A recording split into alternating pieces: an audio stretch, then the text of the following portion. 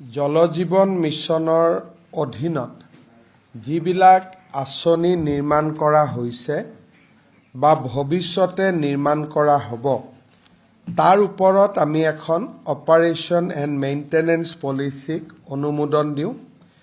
ভাৰত চৰকাৰে জল জীৱন মিছনৰ আঁচনিসমূহ সমাপন কৰিবৰ বাবে আমাক আৰ্থিক অনুদান দিয়াৰ আগমুহূৰ্তত এই অপাৰেশ্যন এণ্ড মেইনটেনেন্স পলিচিখনৰ প্ৰয়োজন আছিলে।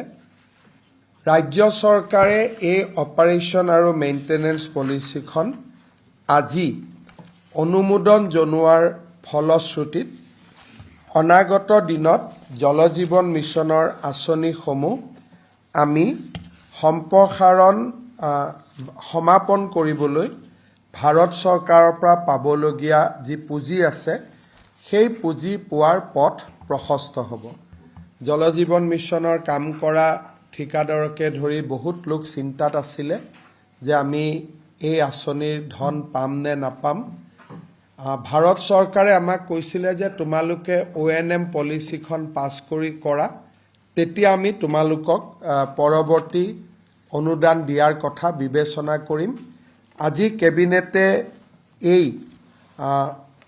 ONM পলিচি অপাৰেশ্যনেল মেইনটেনেন্স পলিচিখন অনুমোদন দিয়াৰ পিছত আমি এতিয়া যথেষ্ট আশাবাদী যে জল জীৱন মিছনৰ আঁচনি সম্পূৰ্ণ কৰিবলৈ ভাৰত চৰকাৰে আমাক প্ৰয়োজনীয় ধন আগবঢ়াব।